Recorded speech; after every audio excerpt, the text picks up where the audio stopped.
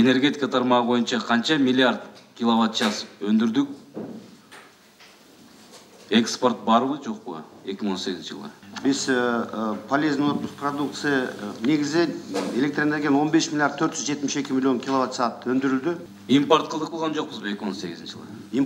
Импорт кылган жокпуз, 3 жылдан бери импорт кыла элекпиз баш.